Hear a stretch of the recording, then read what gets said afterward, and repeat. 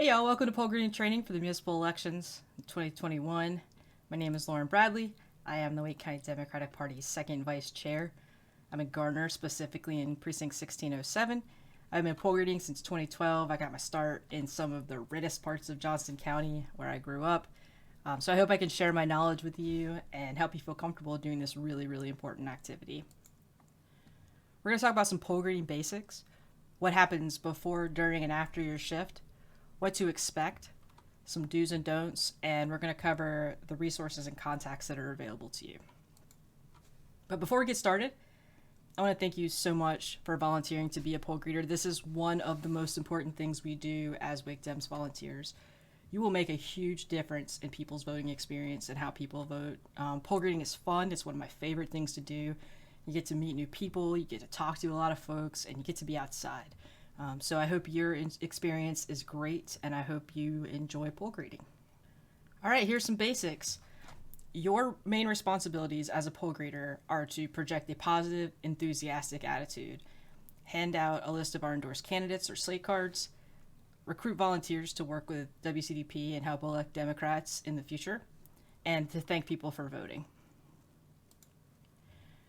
We do this by providing things for voters. We provide a list of endorsed candidates. These make a huge difference in nonpartisan races, which is what is happening in these municipal elections. Party affiliation is not listed on the ballot, so we're helping folks make an educated decision about who to vote for. We offer protection from possible intimidation. The other side is less likely to try any funny business if someone is there. And then we also offer the opportunity for folks to make a difference. 2022 is going to be a huge year. You know, we're going to elect a sheriff. We're going to elect a new district attorney. We're going to hopefully make Joe Manchin irrelevant by electing a Democratic senator.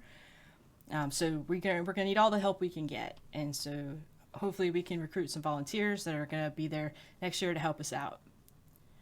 And also, we're a friendly face for folks who may not feel comfortable with the process or the atmosphere. Not everybody feels comfortable about voting in person. Not everybody has voted before. Not everybody has voted in a municipal election. So just being there, being a friendly face, offering information is really important.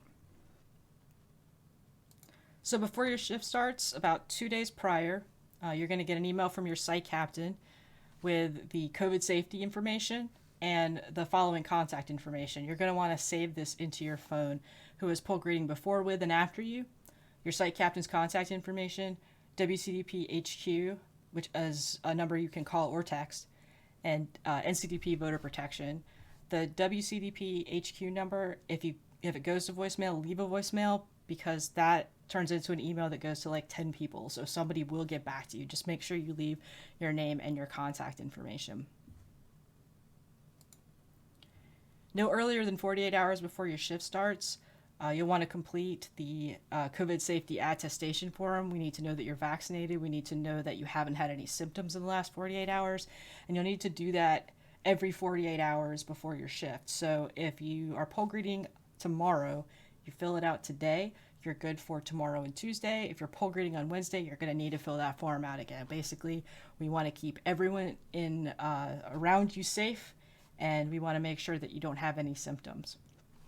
Also, if you know you're going to be late or you have to cancel, please contact your site captain as soon as possible, and also contact the volunteer serving before and after you as a courtesy. You know, we want to be respectful of people's time. People sign up for shifts at certain times because that's the time they have available. They may have obligations that they need to, places they need to be at afterwards. So, you know, we want to be respectful. We want to make sure that folks can get to the things that they have to get to. And we want to let people know as soon as possible if we have to cancel or we can't make it.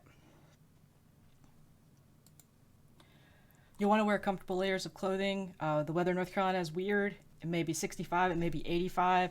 So dress with layers that you can take off if it gets warm. Also, you're going to want to wear comfortable shoes. You're going to be on your feet a lot. So you want your feet to be as comfortable as possible. And then you'll want to wear anything that's going to identify you as a Democrat. Anything that's blue is great. If you have Wake Dems swag, I have my hat, have my shirt, my sweatshirt, anything that has Democrats on it If, I know Garner Dems, Apex Dems have their own swag. If you have that, great, wear it. If you don't, wear something blue. That'll work. You want to bring something to drink and snack on, and check the weather before you head out. See if you need an umbrella or raincoat. If it's super sunny, you may need a hat, sunglasses, and sunscreen. Voter traffic is going to fluctuate a lot, especially during the week. Bring a book, an e-reader, or something to occupy you when there's no voter traffic. Bring your cell phone with a charged battery and the saved contact information that we talked about earlier. You're going to want to bring something to sit on because you don't want to stand the whole time. So definitely bring something to sit down on if you can. And don't forget your smile. When you arrive, you're going to want to park away from the entrance to the polling location. We want to leave the spaces close to the door for voters. Locate the Wake Dems table, look for signs, look for folks wearing blue, look for folks wearing the swag, and walk up and introduce yourself, let them know you're there for your shift, and then you should be able to get started. So during your shift, the first thing you're going to need to do is be mindful of the buffer zone. So there are going to be signs out, they're usually yellow and black, that are going to denote the area that you're not allowed to enter. They're going to be either 25 or 50 feet from the entrance. That depends on the site judge. The distance depends on their call. So no greeters, no lit, no signs are allowed inside that buffer zone. Now the other side, they do not care about rules. The rules do not apply to them. They're going to go inside the buffer zone. If that happens, let the site judge know, let the poll workers know. Don't take that as an opportunity for you to go inside the buffer zone. We want to stay out of that area. Also, curbside voting. Once a car, you're gonna see some spaces marked as curbside, and once a car is in one of those spaces, that's technically a voting booth. So we cannot approach that car once it is in that space. If all the spaces are full and there's a line to get in there, you can totally walk up to a car that's in line to get into a space and hand them a slate card. It's actually a really good idea because they're there, waiting. This gives them an opportunity to research the candidates, gives them something to do while they're waiting. When a voter enters the area, like they're heading in to vote, you're going to want to position yourself between where folks are parking and the entrance. Don't block the entrance, but be in the area where folks are going to walk by you, and offer them a slate card. Say, hey, can I offer you a list of our endorsed candidates? Thanks for coming out today. Would you like a voting guide? Anything like that. We do not say sample ballot. That is not what we're handing out. We do not say the word sample ballot. You might hear other folks from other organizations saying the word sample ballot. That is not what we are handing out. If they are receptive and they take your slate card, then ask them to return it when they're done so we can reuse it. Just say, thanks for voting today. Don't forget to return your slate card so that we can reuse and recycle it. Just something simple like that. And then you're going to have a box there that they can drop those in. For Avery Street folks, during early voting, Garner and Apex are the only two early voting sites. And Garner doesn't have any endorsed candidates. So we don't want to offer Garner voters a slate card because that's just going to confuse them because there are no Garner candidates on there. So when someone walks up, just ask them, hey, you here for the Garner municipal election? And they say, yes, like, awesome, thanks for coming. Thanks for coming out to vote. If they say no, say, oh, what town are you from? And they may say Knightdale, they may say Wendell, they might say Wake Forest, Roseville, Holly Springs, Fuquay. I'm forgetting one, Knightdale. I think that's the one I forgot. I think folks in Morrisville and Apex are probably going to go to Apex. Holly Springs will probably go to Apex. But you will have folks from other municipalities coming to Avery Street, but we do not want to give that slate card to Garner folks because that could possibly confuse them. So we definitely want to make sure we ask folks what election they're voting in. So when the voter exits the polling location and they walk by, thank them for voting. Even if they're Republican, thank them. It's a nice thing to do. It reflects positively on us. Just thank everyone for coming out to vote. And if they're receptive to you, ask them to volunteer. We need a lot of folks for next year. It's a huge year next year. Something, say something funny like, hey, you want to help make Joe Manchin irrelevant? That'll get a laugh out of them probably. And It might get them to come over and sign up to volunteer. Talk about your positive experience volunteering. This is an opportunity for them to chip in and make a difference and help get folks elected who share our values, to make things better for folks. So, just offer that opportunity to people. There's going to be a sign-up sheet. There's going to be a QR code they can scan with their phone. And either way, they can sign up to help us elect Democrats.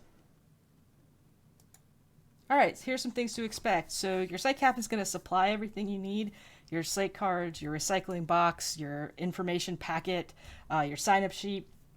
All that's going to be supplied by your site captain. If you're running low on slate cards, let your site captain know. They'll get you some more. Some locations may have a restroom, some may not. I know Avery Street does not. Before you go in the building, check with the site captain. Check with one of the poll workers outside. Ask if there's a public restroom. Don't just walk in without asking first. Like I mentioned earlier, voter traffic is going to fluctuate. During the week, it's going to be really slow. The peak times are the first weekend and the last weekend of early voting, and then during the week, before work, after work, and during lunch. I don't anticipate that people are going to get up early before work to go vote in a municipal election. I hope they do. That would be fantastic. But just know that it's going to fluctuate a lot. Some people are going to be really happy to see you. Some people will be really unhappy to see you. But most folks will just be indifferent. They may walk by and say no thank you and just keep walking. They probably have somewhere to be. So that doesn't, don't take that personally. That is just the way it is, basically, when you poll grade. But you're going to talk to some people who are going to be really excited to see you. And that's always nice. Some people may question your presence. It doesn't happen often, but we want you to be prepared. If someone from the other party or an election official or a hostile voter asks why you're there, just say, I'm here to, offer a slate card to candidates. I'm here to thank people for voting. I'm here to poll greet.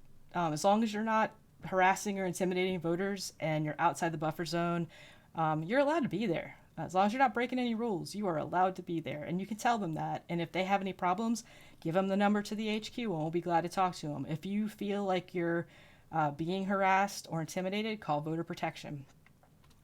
You're also going to encounter the poll greeters from the other side. Just be nice to them. They hate that.